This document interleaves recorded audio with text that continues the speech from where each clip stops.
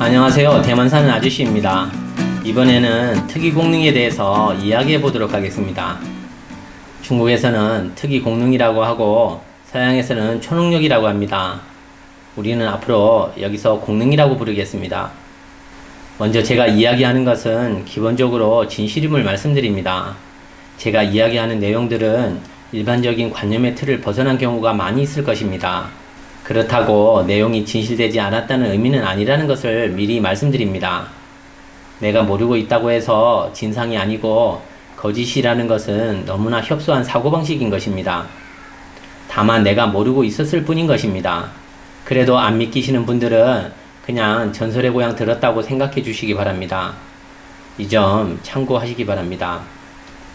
예전에 대만대학교 이사잠 교장은 특이공능 실험을 오랜 기간 진행하였습니다. 먼저 이 내용을 이야기해 보도록 하겠습니다. 대만에서 대만대학교 등급은 한국의 서울대학교 등급입니다. 이사잠 교장은 1952년생으로 1999년부터 대만대학교에서 근무하여 2013년 6월까지 대만대학교에서 교장으로 근무하였습니다. 그는 인생의 대부분을 신학에 대한 연구를 하였습니다. 과학적 수단으로 특이 공능을 연구하는 일을 한 것입니다. 약 30년가량의 연구 실적을 바탕으로 마지막에는 신령 과학 이론을 내놓았습니다. 신은 기공을 이야기하는 것입니다. 심은 특이 공능을 말합니다. 영은 영적 공간을 말합니다. 우선 이 교장이 실험을 진행한 내용 중에 몇 가지 재밌는 사례를 공유해 드리겠습니다. 이사장 교장이 초기에 공능을 연구하면서 이러한 문제에 부딪혔다고 합니다. 공능 소유자들을 데리고 사람들 앞에서 보여주려고 하기만 하면 제대로 안 된다는 사실을 알았다고 합니다. 보여주고 싶으면 보여줄 수 있는 게 아니라는 것을 알았다고 합니다. 많은 실패를 거듭하면서 얻은 결론은 많은 실패를 했다고 해서 공능이 가짜고 존재하지 않는 것은 아니라는 것입니다. 물론 이는 이사잠 교장께서는 공능의 핵심 본질을 몰라서 그랬던 것입니다. 공능을 연마하면 되는 기술 정도로 알고 있었던 것입니다. 이는 공능의 본질과 아주 먼 것입니다. 서양에서도 약 140년 전에 영국 캠브리지 대학에서 초심리학이라는 프로젝트를 만들어 전문적으로 연구했습니다.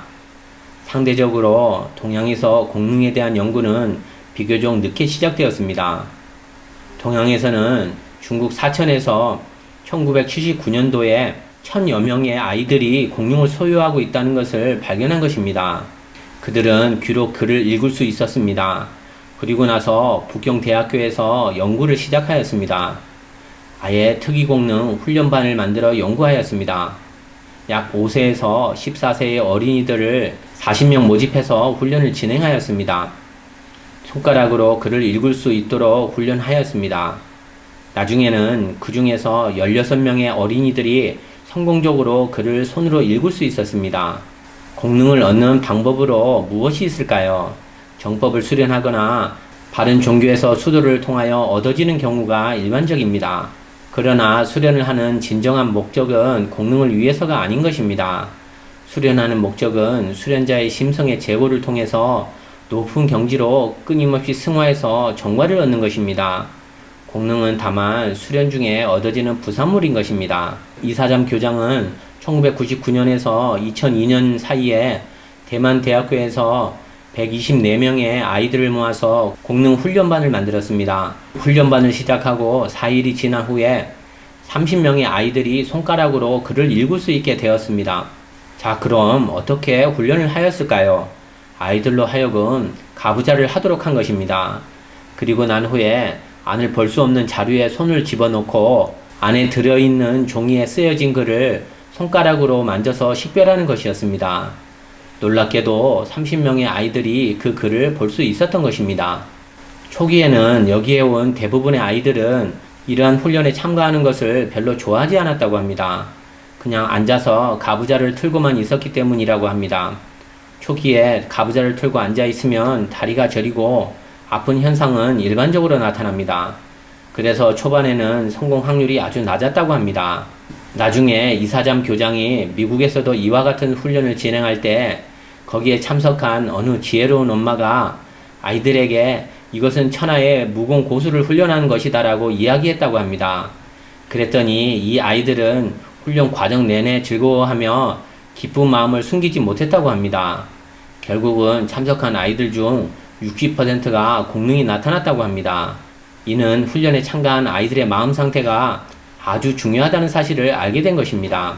많은 사람들은 공능에 대해서 알고 싶어 합니다. 그러나 대부분의 사람들은 왜 공능을 믿지 않는 것일까요? 이는 바로 교육의 힘인 것입니다. 사람들은 어려서부터 끊임없이 교육을 통해서 고정관념을 세뇌받습니다. 이를 통해서 세계관과 가치관을 받아들입니다. 학교에서 가르치는 것들은 다 맞다고 생각하게 만듭니다. 그러나 사실은 그렇지 않습니다. 예를 들어 보겠습니다. 아직도 학교에서는 진화론을 가르치고 있습니다. 우리 주위에는 이미 발견된 너무나 많은 증거들과 사실들이 진화론은 잘못된 이론이라고 증명하고 있습니다. 그렇지만 교과서에서는 아직도 이를 사용하고 있습니다. 신의 관점에서 본다면 진화론은 악마의 이론인 것입니다. 확실히 그렇습니다. 재밌는 사실은 이렇게 교육받고 나온 대부분의 사람들은 신을 믿지 않고 과학을 신봉하고 있다는 것입니다. 모든 것을 과학적으로 해석하려고 합니다. 그러나 역사적으로 이름을 떨친 수많은 유명한 과학자들은 오히려 유신론자들이었습니다. 1901년부터 지금까지 노벨상을 받은 286명의 수상자들 중 92%는 유신론자들이었습니다. 이는 신학은 더 높은 차원의 과학이기 때문입니다. 낮은 차원의 과학으로 높은 차원의 신학을 해석할 수는 없는 것은 당연한 것입니다. 어떻게 유치원생이 박사과정을 이해할 수 있겠습니까? 바로 이런 이치인 것입니다. 사람들은 학교에서 배우지 않은 일이 발생하면 먼저 가짜라고 생각하는 습관이 있습니다. 정해진 틀에서 사고하기 때문인 것입니다. 이사점 교장은 공능 실험 중에 아주 우연한 기회에 새로운 사실을 알게 되었습니다. 한 번은 여러 명의 물리학자들이 공능 실험을 하고 있는 곳에 방문했다고 합니다. 이사장 교장과 같이 이렇게 실험하는 것이 과연 과학적인지에 대해 의견이 분분하였습니다. 그래서 실험실에 온 그 중에 한 물리학자가 자기가 쓴 글을 볼 수 있는지 실험하였다고 합니다. 그는 한자로 불자를 썼다고 합니다. 그리고 공능 소유자에게 보라고 하니 오직 그 글자만 볼 수가 없었다고 합니다. 다른 글자들은 다 볼 수가 있었는데 오직 불자만 보이지 않았다고 합니다. 그래서 다방면으로 실험을 진행했다고 합니다. 가령 불광을 썼는데 광자만 보이고 불자는 안 보였다고 합니다. 물론 공통적으로 그곳에 공능 실험에 참석한 모든 공능 소유자들 역시도 안 보였다고 합니다. 그래서 불자가 아주 특별한 의미를 가지고 있다고 생각하여 아주 다양한 방식으로 불자를 테스트하였다고 합니다. 가령 불자의 필체를 각양각색으로 다르게 쓴다든가 영어 발음 기호로 불자를 쓴다든가 다른 언어로 가령 티베트 언어로 불자를 써서 다양한 변화를 주었지만 모두 불자만 보이지 않았다고 합니다. 안 보이는 상태는 아주 다양했다고 합니다. 어떤 사람은 그냥 하얀 빛을 보았다고 하고 어떤 사람은 소리가 들렸다고 하고 어떤 사람은 불자가 있는 공간에서 그에게 말을 걸어왔다고 합니다. 아무튼 너무나 다양한 반응이 있었지만 글자는 보이지 않았다고 합니다. 이사장 교장은 여기서 영감을 얻어 다른 신들의 이름을 써서 테스트하였다고 합니다. 중국어로 예수님의 이름을 써서 실험을 했더니 빛이 나는 십자가가 보였다고 합니다. 그래서 중국어로 보살이라고 글자를 써서 실험을 하니 역시 빛만 보였다고 합니다. 역사 속에 득도한 불교 수행자였던 제공 스님의 이름 역시도 빛만 보였다고 합니다. 그러나 신이라는 글자는 정상적으로 보였다고 합니다. 그리고 구약 성서의 원문 히브리어를 찾아서 실험을 했더니 안에 있는 모든 글자가 보이지 않았다고 합니다. 성경책에 있는 글자와 구절 또한 보이지 않았다고 합니다. 공자 역시도 보이지 않았다고 합니다. 노자 역시도 보이지 않았다고 합니다. 맹자는 정상적으로 보였다고 합니다. 아마도 맹자는 신의 등급이 아니었나 봅니다. 이슬람교의 신 알라 이름도 보이지 않았다고 합니다. 모든 경서들은 글이 다 보이지 않았다고 합니다. 이렇게 수년간을 실험을 하는 과정에서 또 다른 가능성에 대한 생각을 넓혀갔다고 합니다. 종교 경서에서 사용하고 있는 단어들은 우리들이 모르고 있는 다른 공간 세계와 연결되어 있는 교량일 수도 있다는 생각을 하였다고 합니다. 그래서 이사장 교장은 2001년도에 손가락으로 글을 읽을 수 있는 공능을 소유하고 있는 아이들을 통해서 메시지를 보냈다고 합니다. 다른 공간 세계에서 답을 하는지 실험을 한 것입니다. 그 전에는 그냥 손가락으로 글자를 읽는 실험을 하였습니다. 그러나 이번에는 한 문제의 질문을 써서 이 내용을 손가락으로 읽도록 한 것입니다. 이 어린이는 물론 공능이 비교적 강한 편이었습니다. 질문 내용은 물론 이 어린이는 알 수 없는 문제였습니다. 안다고 하더라도 어떻게 답을 해야 할지 모르는 문제였다고 합니다. 그런데 놀랍게도 그 아이는 다른 공간에서 들려오는 소리를 들었다고 합니다. 질문은 지구인은 언제쯤 외계 문명과 접촉할 수 있습니까? 라는 내용이었습니다. 그런데 아이가 들은 답은 벌써 접촉하고 있지 않느냐 였답니다. 이 아이는 그냥 들린 소리대로 이야기한 것 뿐이었다고 합니다. 그래서 또 질문하기를 우리와 가장 가까운 외계 문명은 어디에 있나요? 라고 묻자 외계 문명은 당신들 주위에 도처에 깔려 있다. 다만 당신들이 모르고 있을 뿐이다 라고 답이 왔다고 합니다. 물론 모든 질문을 다 답해주는 것은 아니었다고 합니다. 가끔은 다른 공간 생명들의 교란을 받기도 했다고 합니다. 이러한 실험을 통하여 종교에서 이야기하고 있는 경서들은 다른 공간들과 대응되어 있다는 사실을 발견한 것입니다. 다만 우리가 있는 이 공간에서는 다른 공간을 눈으로 볼 수 없을 뿐이지 실은 다른 공간의 존재는 일반인이 상상하고 있는 것보다 훨씬 많이 있을 것입니다. 천국 역시도 이러한 공간들 중 하나의 공간인 것입니다. 종교에서 이야기하는 성인들이나 신이나 부처, 대도들은 모두 종교의 기반을 만들어주고 떠난 것입니다. 그 분들이 나타난 시점도 아주 가까웠습니다. 예를 들면 공자, 노자, 석가모니, 소크라테스, 플라톤, 예수님은 지금으로부터 약 2020년 사이에 이곳에 오셨습니다. 이들은 위대한 사상가이자 종교의 기반을 만든 분들이었습니다. 모든 종교들이 이구동성으로 이야기하는 것은 다른 공간의 존재입니다. 가장 대표적인 것이 천당과 지옥입니다. 종교는 그렇게 그냥 하늘에서 떨어진 것이 아닙니다. 신이 정해준 도덕적 표준을 지키면서 사람들에게 선하게 살라고 알려주신 것이라고 봅니다. 물론 지금의 인류는 신의 표준에서 엄청나게 벗어나 있는 상태인 것 역시도 부인할 수 없는 사실입니다. 그래서 대심판이 오는 것은 아닐까요? 저는 그렇다고 생각합니다. 왜 현대 과학으로는 공능이나 기공을 제대로 해석할 수 없는 것일까요? 그것은 실은 아주 간단한 이치입니다. 공능이나 기공은 신학의 일종으로 지금의 과학보다 훨씬 높은 과학이기 때문인 것입니다. 장기간의 공능 실험을 통해 내린 결론은 이렇습니다. 첫 번째는 공능은 어느 한 사람만이 가지고 있는 능력이 아니라 모든 사람들이 다 가지고 있는 능력이라는 것입니다. 두 번째는 우리는 볼 수 없지만 우리가 살고 있는 이곳 공간 이외에도 수없이 많은 다른 공간이 존재한다는 사실입니다. 다른 공간은 천당과 지옥을 포함한 것입니다. 세 번째는 공능을 사용하려면 정법 수련 혹은 바른 종교에서 수도하는 방법이 있습니다. 물론 우리가 보았을 때는 공능의 핵심을 알지 못해서 많이 헤매었다고 보여집니다. 여러분들은 특이 공능을 어떻게 생각하고 계신가요? 이런 것이 존재한다, 존재하지 않는다, 과학적이지 못하다, 미신이다, 별의별 생각들을 다 가지고 있을 것입니다. 그럼 공능은 정말 존재할까요? 저에게 묻는다면 확실히 존재한다고 말합니다. 사람들은 선천적으로 많은 공능을 가지고 태어납니다. 공능의 종류만 해도 1만 가지가 넘는다고 합니다. 다만 일반인들은 모르고 있을 뿐인 것입니다.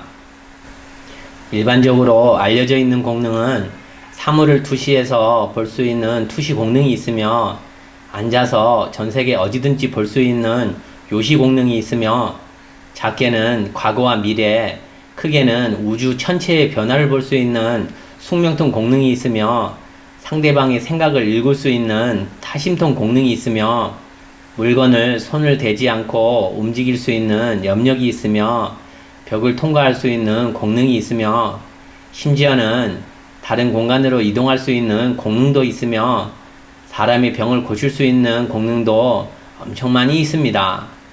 너무 많아서 이루 말할 수 없을 정도입니다. 사람마다 공능을 가지고 태어난다면 왜 사용하지 못하는 걸까요?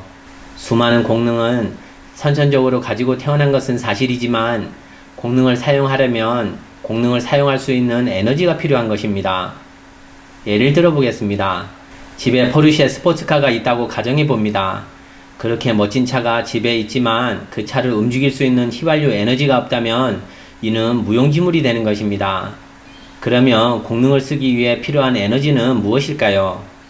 우리는 여기서 앞으로 이러한 에너지를 공이라고 부르겠습니다.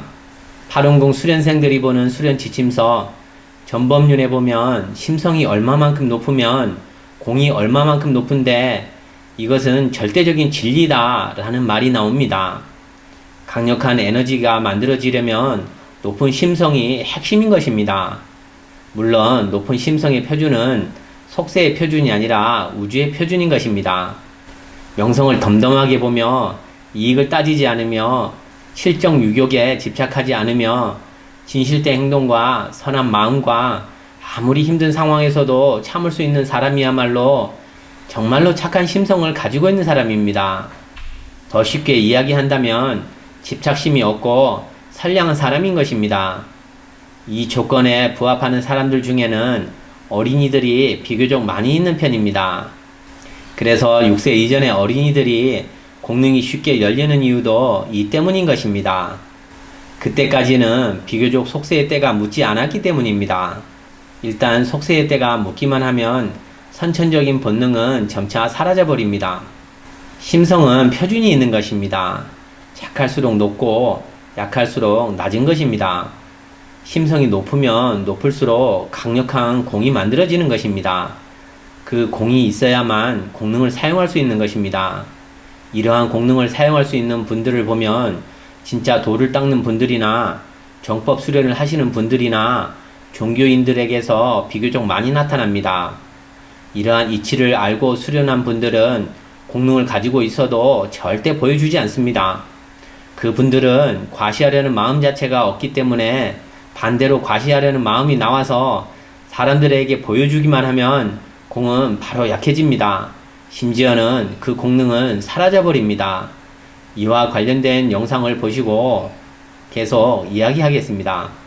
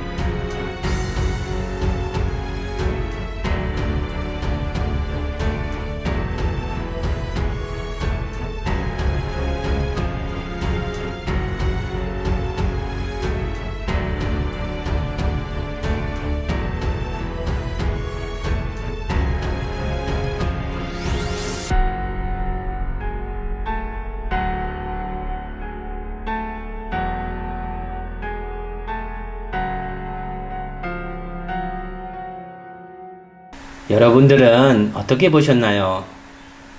저는 이런 사연을 접할 때마다 너무나 마음이 안 되었다는 생각을 합니다. 공능의 본질을 모르고 있었기 때문에 결국은 다 사라져버린 것입니다.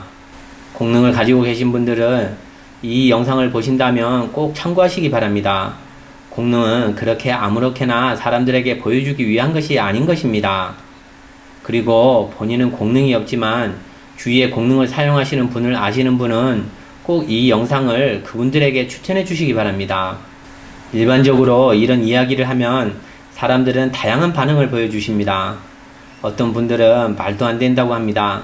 그리고 또 어떤 분들은 말씀하십니다. 내가 공룡을 소유한 사람을 아는데 별로 선하지 않다고 합니다.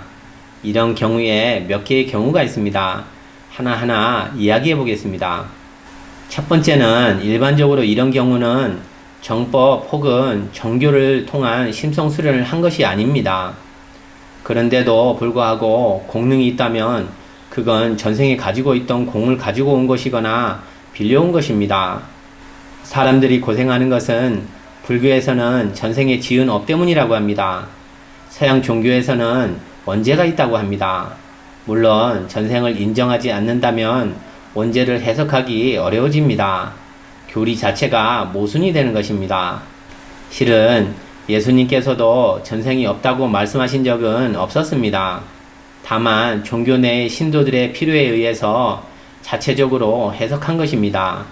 돈은 아무리 많아도 죽으면 가지고 갈 수 없지만 사람이 지은 업과 좋은 일을 해서 쌓은 덕과 공은 그 사람을 따라갑니다.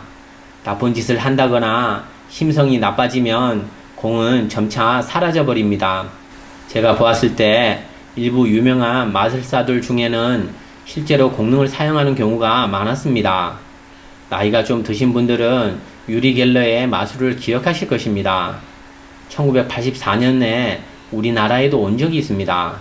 그때 저 역시도 한국에서 TV를 보며 같이 따라했던 기억을 가지고 있습니다. 몇 년 전에 CIA에서 공개한 자료에 유리 갤러에게 테스트한 내용이 나옵니다. 읽어드리겠습니다. 이 중에는 당시에 클래스토 컬렉션에는 초능력을 다룬 군사작전인 스타게이트 프로젝트 관련 기록물도 있다. CIA는 1973년 당시 초능력자로 이름을 알리던 유리 갤러의 초능력을 실험하기로 했는데 유리 갤러는 밀실에 격리된 채 밖에서 그려지는 그림을 거의 비슷하게 복제해낸 것으로 나타났다. 기록에 따르면 당시 시험을 진행한 연구원은 유리 갤러는 자신의 초자연적 능력을 모호하지 않고 설득력 있게 보여줬다고 설명했다. 이상입니다. 여기서 예전에 방영되었던 유리 갤러 영상을 보시고 계속 이야기하겠습니다. Just to show me, not anyone else. 다른 사람을 보여주지 말고 이걸 보여주세요. Bend, melt, 부러뜨리고 놓고 break. 그리고 부러지라. It takes time, but just be patient. 시간이 걸리지만은 좀 기다리고 참아주세요. Yes, it's beginning. 시작이 Okay, 됩니다. hold it here. Hold it. 여기를 잡아주세요. No, hold it. Now.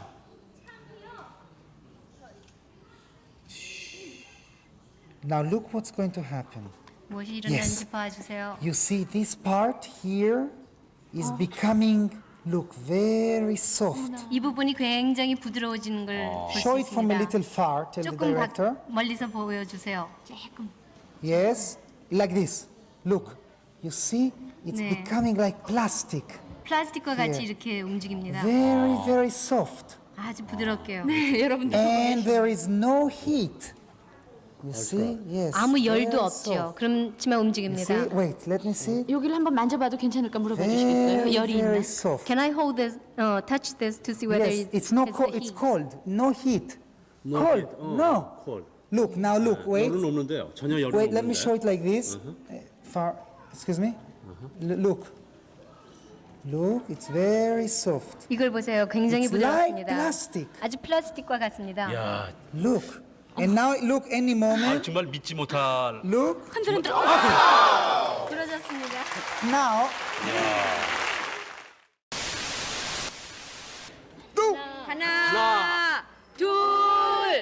See?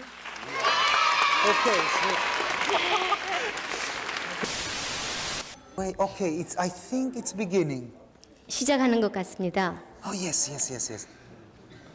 Ah, yes. Look. 네네. Look, this one, look. 어머, Yes. 아니, Please. 정말이에요. Wait. 씨앗이. 뭐가 보여요? 네. 저거 보세요. 어? 씨앗이. Yes. It's coming out. 네, 지금 올라오고 있습니다. 어머. Yes, it's 시청자 coming out. 여러분들, 시청자 네, 여러분들 지금 올라오고 감지하실 수 있습니다. 있습니까? 시청자 여러분들 확인하실 예, 수 예. 있으십니까? 분명히 Okay, look. 이걸 보세요. Yeah, look.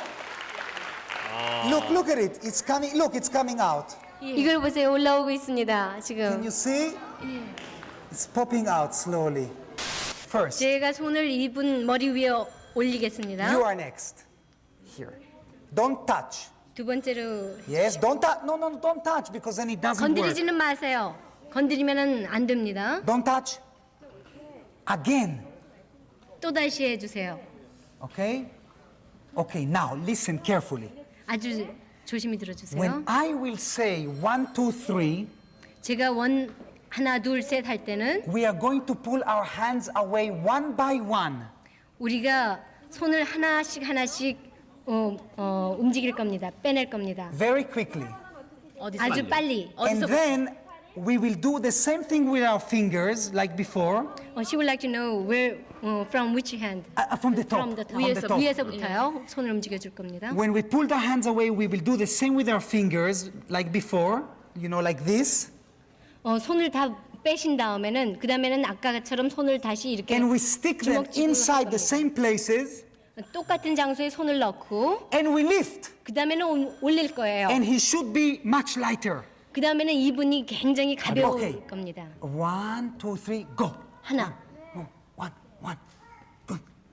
Okay, like this. Quickly. 빨리 하세요. Quickly. 빨리 넣고. 1, 2, 3, lift. Lift. Look. Okay. You see? 여기서도 분명히 알 수 있듯이 그 당시에는 유리 갤러는 분명히 공능을 가지고 있었습니다. 유리 갤러는 당시에 공능을 이용해 명성을 쌓고 돈을 벌었습니다. 그는 정상적인 정법 수련을 통해 얻어진 공능이 아니었기 때문에 초상적인 능력인 공능으로 돈을 벌면 안 된다는 것을 몰랐을 것입니다. 차후에 그의 공능은 점차 사라지거나 약해졌을 것입니다. 분명히 그랬을 것입니다. 그런데다가 1974년에 자니 카툰쇼 TV 프로그램에 나와 초능력 사냥꾼 제임스 랜디 앞에서 숟가락을 제대로 구부리지 못해서 세기의 사기꾼이 되어버린 일이 있습니다. 제 기억으로는 수년 전에 한국 방송국에서 그것이 알고 싶다 프로그램에서 유리 갤러를 찾아가서 취재한 일이 있었습니다. 그리고 내린 결론은 그의 초능력은 트릭이었다입니다. 공이 거의 다 사라져버린 유리 갤러를 찾아가서 검증한 것입니다. 정법 수련인의 관점으로 보았을 때 이는 코미디인 것입니다. 초능력 사냥꾼으로 많이 알려져 있는 제임스 랜디에 대해서 이야기해 보겠습니다. 제임스 랜디는 1980년대부터 공개적으로 초능력, 즉 공능을 보여주면 100만 달러의 상금을 주겠다고 내걸었습니다. 많은 공능 소유자들이 그 상금에 욕심을 내서 그를 찾았습니다. 물론 결과는 안 봐도 뻔한 것이었습니다. 공능 소유자들 중에 누구 하나 성공한 사람이 없었습니다. 제임스 랜디는 공능을 무슨 속세의 기술 따위로 여겼던 것입니다. 이는 너무나 협소한 사고방식과 무지한 행위였던 것입니다.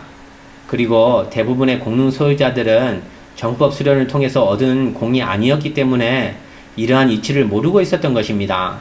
바꾸어 말하면 진정한 정법 수련을 통해 공능을 가지고 있는 사람들은 이런 돈에 관심이 없었을 것입니다. 그리고 너무나 분명하게 공능은 이런 식으로 보여줄 수 없음을 알고 있었을 것입니다. 그래서 그들은 상금을 위해서 그를 찾아가지 않았을 것입니다. 우리가 보았을 때 분명히 그렇습니다. 그리고 또 다른 마술사 중에 데이비드 카퍼필드가 있습니다. 데이비드 카퍼필드의 일부 마술들은 현대 과학으로는 트릭의 실마리를 바뀔 수 없는 경우가 많습니다. 실은 아주 간단합니다. 공능을 사용한 마술인 것입니다. 공능을 안 믿으면서 그의 마술을 해석하려니 답을 찾지 못하는 것입니다. 데이비드는 당시에 엄청나게 큰 자유의 여신상을 순간적으로 사라지게 하기도 하고 엄청나게 두꺼운 만리장성의 벽을 몸으로 통과하기도 하고 변무다 삼각지에서 수십 년 전에 사라진 배를 가지고 나타나기도 하고 별의별 마술을 다 보여주었습니다. 물론 그를 따라다니면서 그의 대형 마술들이 트릭을 밝히려고 시도하는 사람들도 있었지만 완벽하게 밝힐 수는 없는 경우가 많았습니다. 과학적인 틀을 가지고 과학을 초월하는 공능을 밝히려고 하니 당연히 밝힐 수 없었던 것입니다. 물론 억지로 트릭이라고 해석을 하는 경우도 있습니다. 실은 그가 공능으로 마술을 보여줄 수 있었던 이유는 마술처럼 보였기 때문입니다. 정말 누가 봐도 공능으로 보였다면 가능하지 않았을 것입니다. 트릭으로도 어느 정도 해석이 가능했기 때문에 공능을 사용할 수 있었던 것입니다. 그러나 나중에 데이비드 카퍼필드는 예전처럼 대형 마술을 하지 않았습니다. 만약에 예전에 보여주었던 대형 마술들이 트릭이었다면 그 뒤로는 왜 안 하는 것일까요? 실은 이제는 더 이상 공능이 없어서 그런 것이라고 보여집니다. 물론 데이비드가 한 마술들이 전부 다 공능이었다는 말이 아닙니다. 일부 대형 마술들을 이야기하는 것입니다. 이 점은 분명히 짚고 넘어가겠습니다. 그리고 공중 부양 같은 건 역시도 같은 이치인 것입니다. 가부좌를 자주 틀고 계신 분들 중에는 많은 분들이 공중 부양을 경험했을 것입니다. 그런데 TV 프로그램에서 취재를 한다던가 영상을 찍으려고 하기만 하면 공중 부양이 되지 않습니다. 왜 그럴까요? 똑같은 이유인 것입니다. 공중 부양은 초상적인 현상입니다. 이러한 것을 영상에 담으려 하는 목적이 무엇일까요? 우주의 이치는 절대 공능 같은 초상적인 능력으로 속세의 이치를 파괴함을 허용하지 않습니다. 과시하는 것은 나쁜 마음입니다. 그리고 초상적인 공능을 사람들에게 공개적으로 보여주어서는 안 되는 것입니다. 이곳은 속세이기 때문입니다. 혼자 산에서 진짜 돌을 닦는 분들은 공중 부양을 하든 공능을 사용하든 자유자재로 할 수 있습니다. 아무도 보는 사람이 없기 때문입니다. 제가 아는 친척 중에도 공중 부양을 경험한 사람이 있습니다. 10여 년이 넘도록 저는 그런 사실을 모르고 있었습니다. 왜냐하면 그는 저에게 과시한 적이 없었기 때문입니다. 저는 그냥 우연히 알게 된 것뿐입니다. 정법 수련을 하시는 분이라서 과시하면 안 된다는 것을 너무나 잘 알고 있기 때문입니다. 그리고 만약 속세에서 사람들이 다 공중에 떠다닌다면 이는 천국일 것입니다. 인간 세상이 아닌 것입니다. 두 번째는 무속인들입니다. 여기서는 철학원에서 책을 보고 사주팔자를 가지고 점을 보는 경우는 이야기하지 않겠습니다. 이는 그냥 학문인 것입니다. 공능으로 점을 보시는 무속인들 중에는 좋은 경우와 나쁜 경우가 있습니다. 좋은 경우를 이야기해 보겠습니다. 첫 번째는 무속인들 중에는 공능을 사용해서 점을 봐주는 경우가 있습니다. 이는 공능을 사용하는 마술사와 마찬가지입니다. 따로 정법 수련을 하지 않고 그냥 공능이 생긴 경우입니다.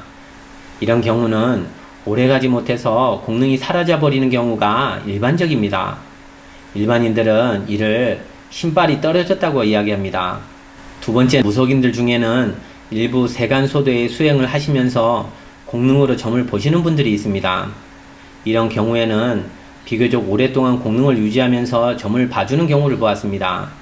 이런 무속인들은 그나마 비교적 조금의 심성을 이야기합니다.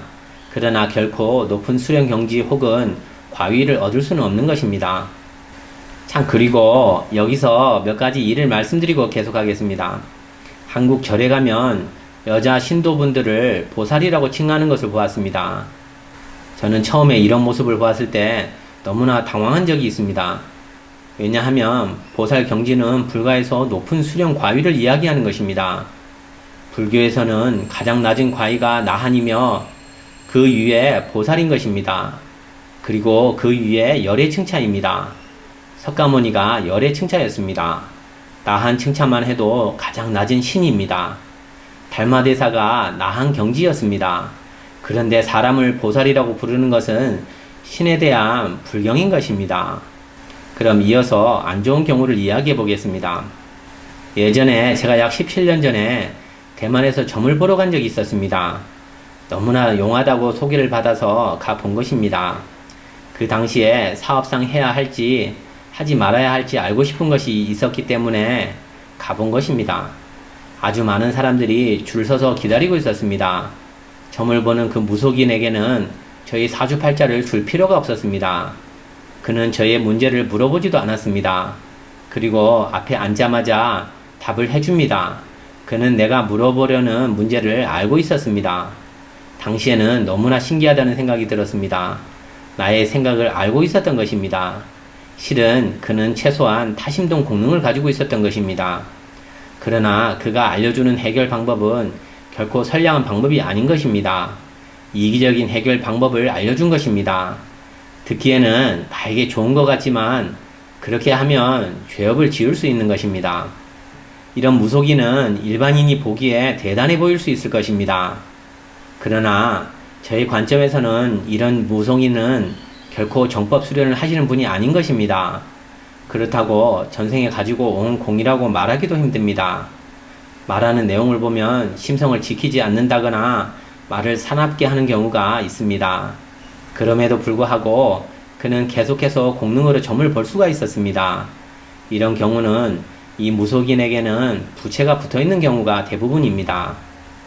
다른 좋지 않은 생명이 무속인에게 올라가 있는 것을 말하는 것입니다. 물론 부채들은 전법 수련인들 앞에서는 아무것도 아니지만 일반인들은 쉽게 조종할 수 있는 것입니다. 부채에 대해서는 여기까지 하겠습니다. 도가에서는 반봉규진이라는 말이 있습니다. 도가의 관점으로 보면 인간은 원래부터 인간이었던 것이 아닌 것입니다. 천국의 신들이 심성이 나빠져서 이곳으로 떨어져 내려온 것입니다. 그래서 정법 수련 혹은 종교에서 수도를 통하여 원래만큼의 심성 표준으로 다시 올라가는 것입니다. 그래서 천국으로 다시 돌아가는 것을 이야기하는 것입니다. 공능은 이러한 과정 중에서 얻어지는 부산물인 것입니다. 많은 분들이 신기해하는 문제 중에 하나가 650년 전에 유배곤이 어떻게 지금 일어날 일들을 이토록 정확하게 알고 있었는가입니다. 이는 숙명통 공능입니다. 유배곤은 수도인이었습니다. 미래뿐만이 아니라 심지어 우주의 변화까지도 알 수 있었던 것을 보면 상당히 높은 수령 경지에 있었음을 알 수 있는 것입니다. 제가 보았을 때 우리 역사 속에서 대단했던 인물들을 보면 대부분이 공능 소유자들이었습니다. 일반인들은 그렇게 대단한 능력을 발휘할 수는 없는 것입니다. 실은 그들 대부분은 수도인들이거나 깨달음을 통해서 높은 경지까지 도달한 사람들이었던 것입니다. 예를 들면 강태공이라든지 한신이라든지 제갈공명이라든지 화타라든지 원효대사라든지 노스트라다무스라든지 플라톤이라든지 동서고금을 막론하고 많은 유명 인물들은 모두 공능을 소유하고 있었습니다. 역사 속의 기록을 보면 알 수 있습니다.